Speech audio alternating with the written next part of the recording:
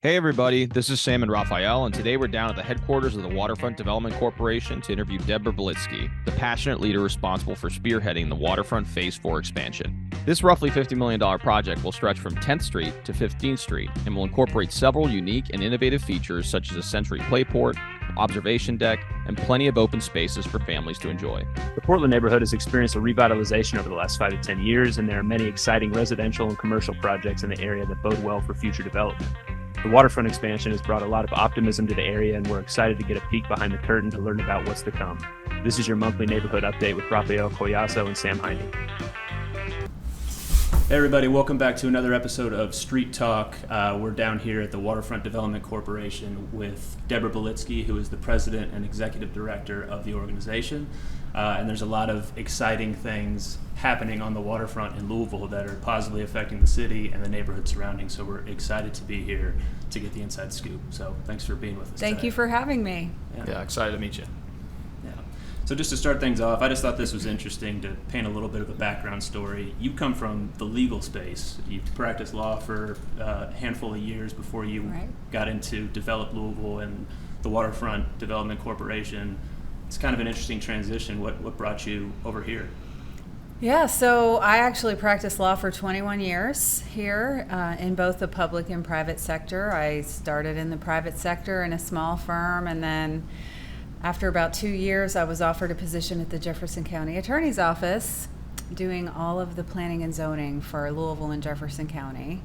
So I had that position for about 9 years and had then been offered a position in the private sector and practiced at the law firm of Wyatt, Tarrant and Combs for nine-ish years. And I wasn't sure that I didn't want to do it, but I just kind of hit a wall. And so I ended up deciding to just take a leave and focus on some other things. And I took a job at that time back at the county attorney's office where I had been before I was at the private sector.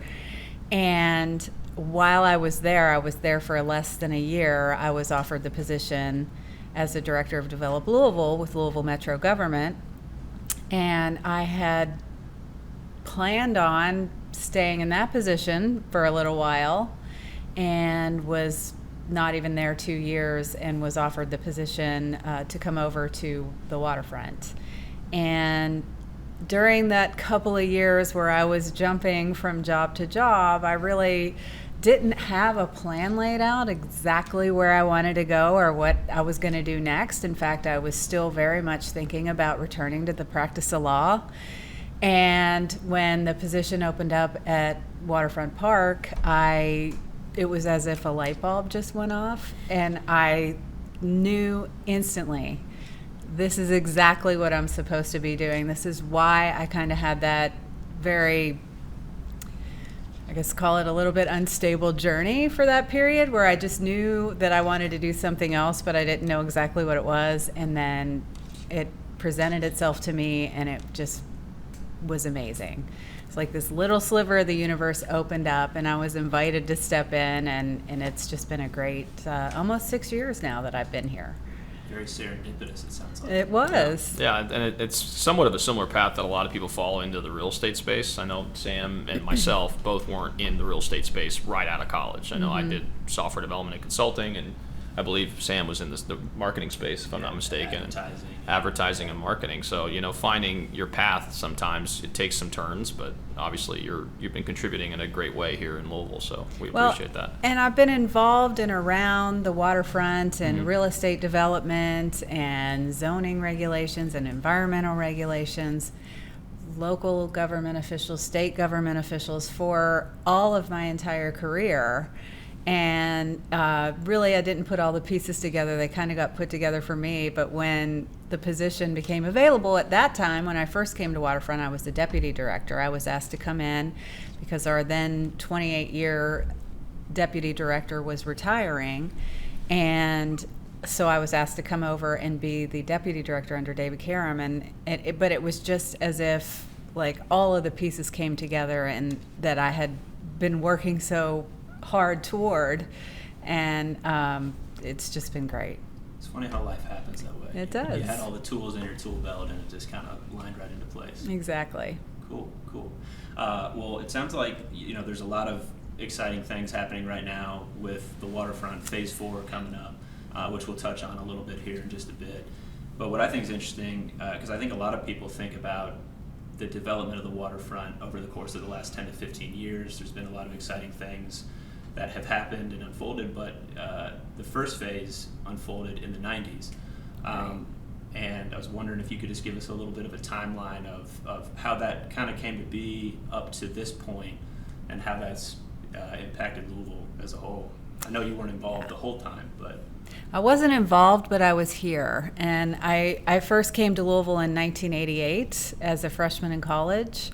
And so at that time, our waterfront was still what it had been for decades, which was just basically a wasteland of environmentally contaminated industrial uses. So we had scrap yards and junk yards and sand and gravel operations and asphalt terminals and oil tanks and refineries, railroad tracks, and just a lot of vacant industrial buildings, and you could not access our waterfront. You could not access our downtown waterfront. And there were decades of efforts to try to redevelop the waterfront leading up to when our organization was initially formed, which was in the mid-'80s, 1986. And we were formed as a partnership between the city, the county, and the state. And the sole purpose of our organization was to oversee the redevelopment of our waterfront. And it wasn't until the time that our organization was created and there was an entity that was put in charge that really just transcended the political turnover and inherent in our elected officials, and that we could really get busy. And so in the late 80s, a master plan was created for the redevelopment of the first 3 phases of Waterfront Park, which are what we now know of as Waterfront Park.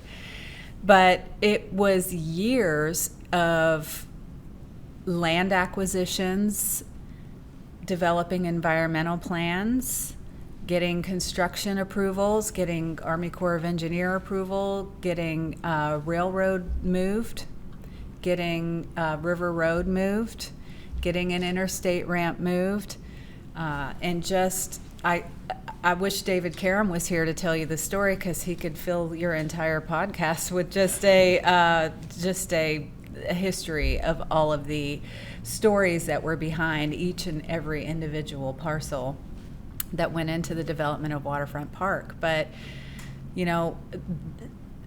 this community has been behind this project, has been involved in the project, has believed in the project from the very get-go, and it's taken just the cooperation of our city, back then our city, county, and state, because we were not merged, and some really generous donors and corporations to really come together to make this project happen. And which I think is what has contributed to the success and still the overwhelming popularity of Waterfront Park. It's been community-based project that everybody has had a hand in. And so, the first phase of Waterfront Park was dedicated, I think it's 24 years ago, but the first phase of Waterfront, the Great Lawn, was dedicated over 20 years ago. The first full phase, which is on basically the western side of what you know of as Waterfront Park, is going to be 25 years old next year. And so it's taken over 30 years, 35 years just to get these first 3 phases completed. The last thing we completed was the Big Four Bridge. We're celebrating the 10th anniversary this year of the opening of the Big Four Bridge, which happened in February of 2013. So happy birthday, Big Four Bridge. And just this park is now, we've gone from an area where nobody could access the river to downtown Louisville's most visited tourist destination, our most beloved community space. We've got the most iconic thing in our city now with the Big Four Bridge, and it's had a tremendous impact on the downtown and surrounding neighborhoods. This park has catalyzed over $1 billion of redevelopment activity in downtown and surrounding neighborhoods. Because if you look at it, the Yum Center wouldn't be here if this was still a wasteland. Louisville Slugger Field, the soccer stadium, Whiskey Row, the resurgence of Nulu, Butchertown, all of these are really spin-off developments, and of course the Botanical Garden, and the list goes on and on. It's really been as a result of this park and the transformation of this space. Yeah, well, and especially when you think of all of the events that take place here every year, like World Fest and what was Forecastle and Waterfront Wednesday and all the apartment buildings down. We were talking about this before we started. River Road, yeah. The apartments down River Road. Mm-hmm. So you could totally see. Yeah, how it would be and set not up. to mention the impact it's also had on southern Indiana. I know we were talking offline a little bit about the impact that, if even in Jeffersonville, I mean, you walk across the walking bridge over there, it's night and day difference than what it was a decade ago. Absolutely. I mean, they have benefited immensely, and they have the benefit of the Big Four Bridge just ramp emptying into their downtown area over their flood wall, on the dry side of their flood wall, whereas on our side, you're coming into a floodplain. It's a little bit more challenging to develop, but guess what? We've made the absolute best we can possibly make out of it. We activate the space. There's over 150, depending on how you count the events, 150 to 250 events in this park every year.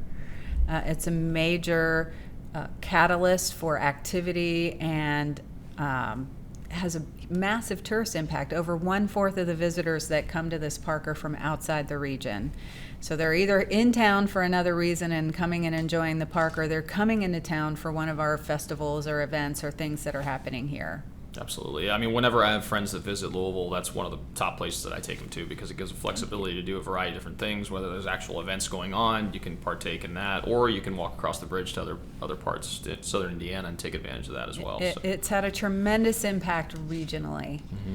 And will only continue to do so. That's amazing, though. So one of the things we want to talk about, and I know that's probably what a lot of people that are listening to this as well are excited about, is the Phase IV expansion. So as you mentioned, you've had 3 phases that have been completed, almost $100 million in impact, almost $100 million invested in providing or creating the waterfront as we know it today, and over $1 billion in economic impact. Now the 4th phase, if I'm not mistaken, is going to be over a $20 million project, if I'm not mistaken. It's a $50 million it's gonna be $50 project. million. Yes. Okay. I think the original one I seen was $22 million, but I guess now it's been bumped up. Pre-inflation. Pre-inflation. No. Oh, okay. So it's been. I think the initial master plan showed it at about $35 million, Mm-hmm. and then when we priced it out, Mm-hmm. even just the master plan, years later, because that was done in 2014. Yes. So the prices of everything, plus, when you get into real actual design, you can price a master plan. It's like pricing a cartoon drawing.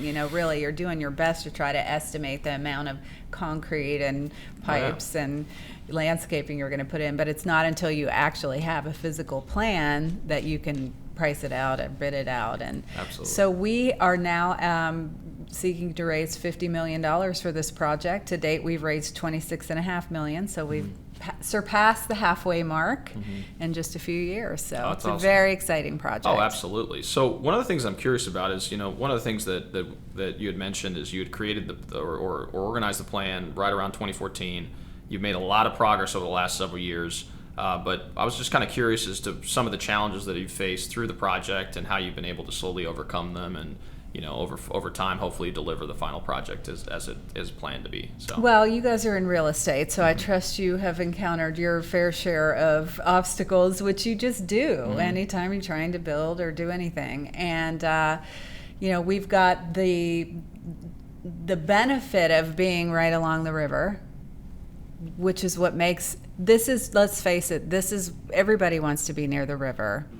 People are just drawn to the water. It's just natural. It's a human instinct to go toward water, and you see that here when you're working right on the river. I mean, no, this is not the Caribbean, but it is what we have, and believe me, people love it and want to be near it. And so we've got this beautiful, amazing asset. It's also what makes it very, very challenging to develop here. One of the reasons. In the entire, this river floods. It floods a lot. It floods many more times than you're probably even aware. We're at flood stage 10, 15 times every year. Mm-hmm.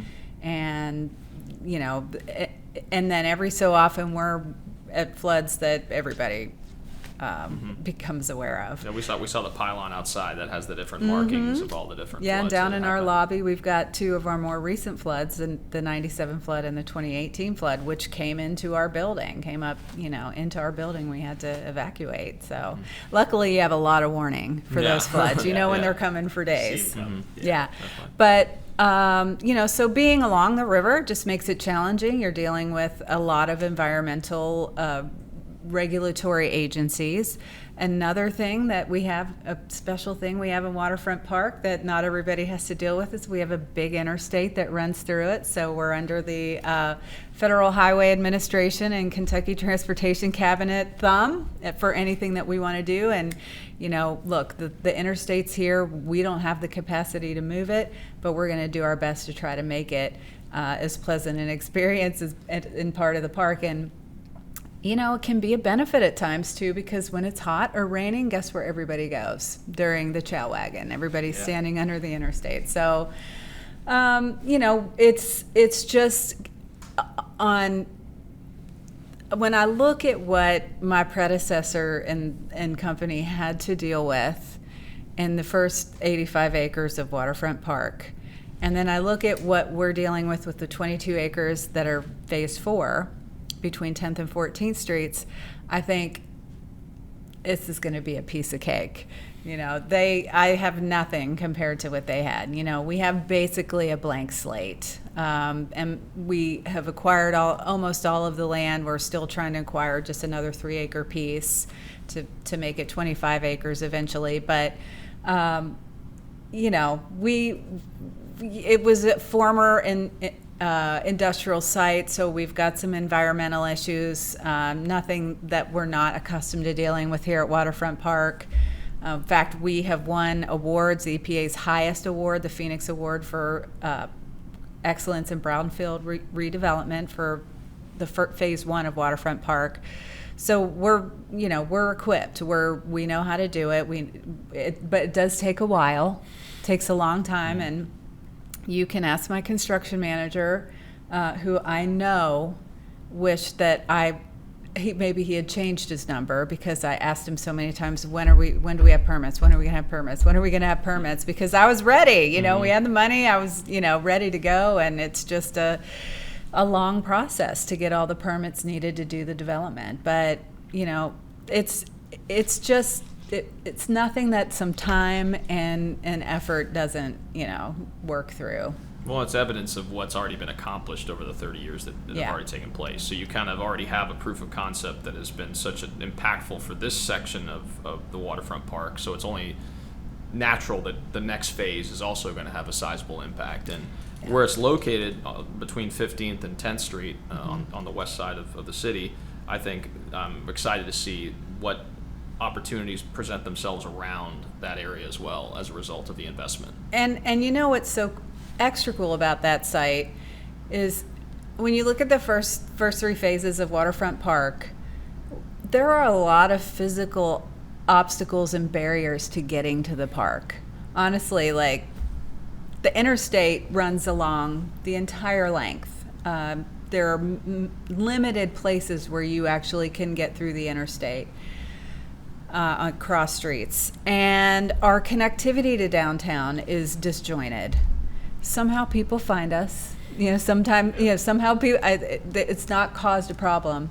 But when you look at Phase IV, It is so nicely tied into the street grid at every street, 10th, 11th, 12th, and 13th streets. You've got 2 connections along the Riverwalk, and then you'll have the River Road extension, which is also slated for construction sometime. I don't want to say because it's not our project, but within the next few years, I am told it is going to begin construction to extend River Road from where it terminates now at 7th and 8th streets all the way under the 9th Street overpass and then connect into Rowan Street, which is along the southern boundary of the park, right after 10th Street. So it will be a nice vehicular connection, east-west, west-east, to connect all of the phases of the park.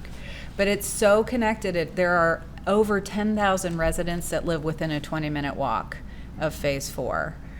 And we've been so intentional, and just as my predecessors were with the first 3 phases of the park, of engaging the community and making sure that whatever is built here is something the community actually wants and needs. Because why would we spend $50 million? Why would we spend all this time to build something that isn't what the community wants and needs? So at every step of the way, we try to stay involved and stay connected. And the residents who live the closest to the park are the ones that we obviously go to first, because hopefully they're the ones that will use it the most. Absolutely. So yeah, and then that kind of leads us to the next question, which is related to the different components of the project. So this is obviously going to be executed in somewhat of a phased approach, which, so one of the questions that I have is related to, the different components of that individual phase. I know I was able to go online. If you guys have a chance, definitely go check it out online. It's unbelievable the things that are going to be coming in that area. And so, what are the different, I guess, early phases that you describe within Phase 4, and then what do you foresee being some of the impact to the Portland neighborhood as a whole? I know, with these types of investments, obviously there are investment dollars that come along to be able to support businesses and residential homes in that area as well. First of all, what I will say is there's only the first phase, or what we call Phase 4A, is fully designed. And that is what's under construction now. That is an outdoor children's play area that we've designed in partnership with Kentucky Science Center called Playport at Waterfront Park. And it is not your ordinary playground. It is really a mashup of a playground on steroids with the Science Center hands-on learning type exhibits, outdoor, free, and open to the public. And this really started several years ago when the Science Center approached us and said, we're landlocked. We have nowhere to go. We've always wanted to do some outdoor science park type thing. You're right out our back door, essentially. You walk out of the backside of the Science Center and you will be on the River Road extension, and you can, just steps away from the Riverwalk, a 5-minute walk from their site. We would like to brainstorm and see if there's something we can do. So, of course, we jumped at that opportunity because this really gives us an opportunity to create something unique and unlike anything else we have in the city. And interestingly, that wasn't the first thing we were going to build. That wasn't our plan. It's just how, you don't necessarily plan things, but things happen for a reason and they happen the way they're supposed to. So we had our sights set on an observation pier, which is also a component I'll tell you about. And this idea came up and got so much momentum, so much interest on the part of funders, donors, foundations, and really we got so excited about it. We engaged the community. We asked families to come. In the Russell and Portland neighborhoods, both of those are the closest to Phase 4, and we held workshops and we said, tell us what you want us to build.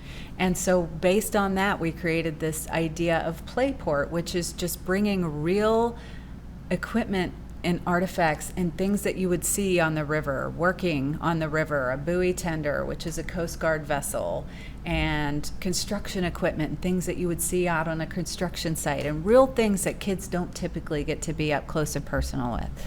And build in some science-based, STEM-based learning, some of the how this works and why this propeller turns this way and why you can lift something really heavy with a pulley system and why something has friction and doesn't, and shapes and all sorts of things for all sorts of ages.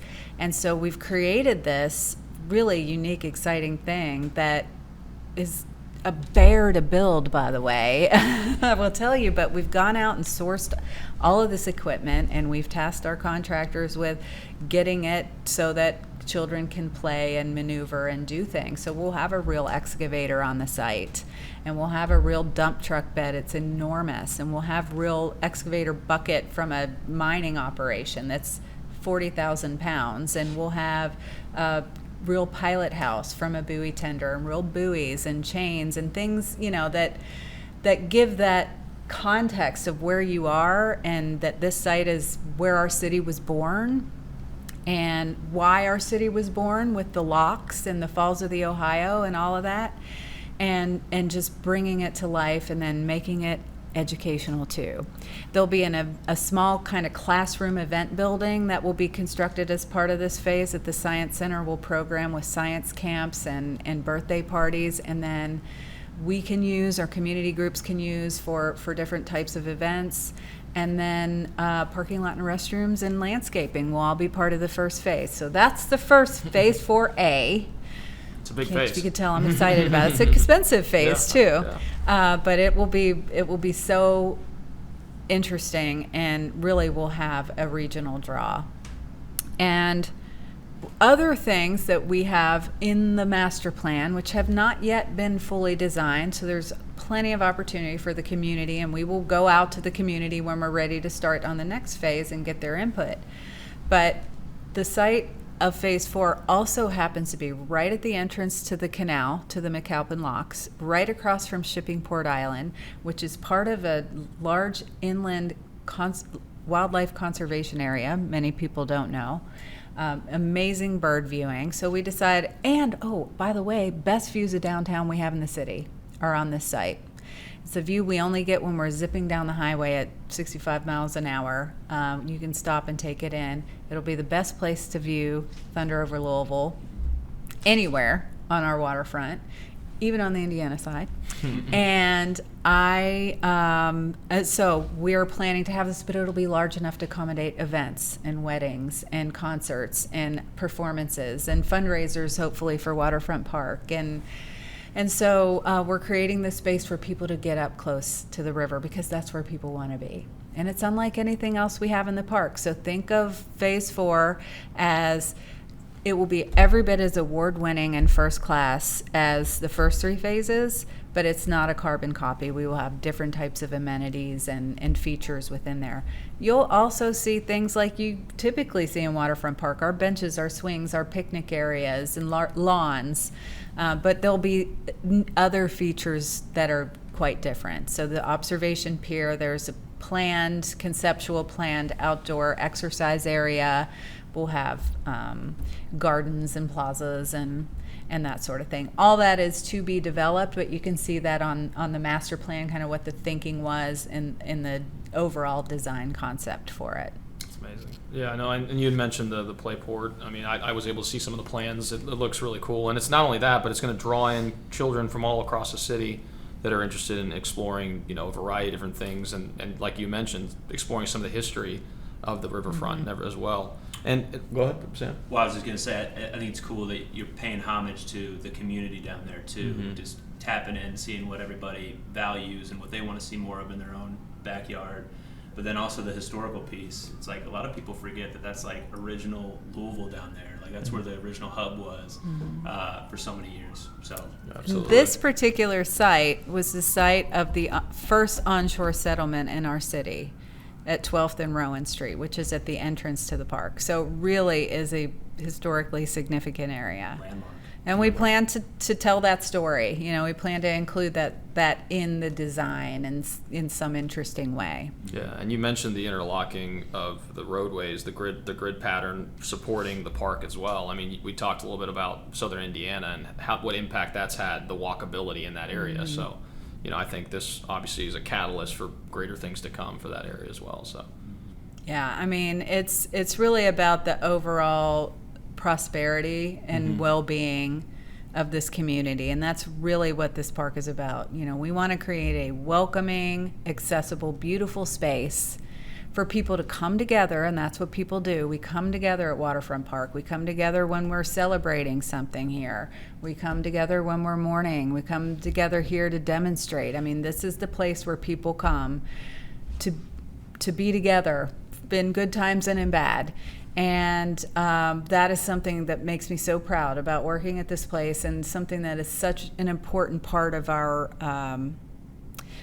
team's values, is making sure that this space remains that refuge, that connection space. And this will connect our community in a way that nothing else that we do can, because this river connects us as a community. Something about coming down here, like I said earlier, it's healing, it's mentally good, it's everybody's space. This doesn't belong to a particular neighborhood, it belongs to all of us, and people feel welcome here. So that's something that I'm excited to continue to expand westward past the 9th Street Divide, which has plagued this city for far, far, far too long. And I think this is something that will really help to bridge that unlike anything else can.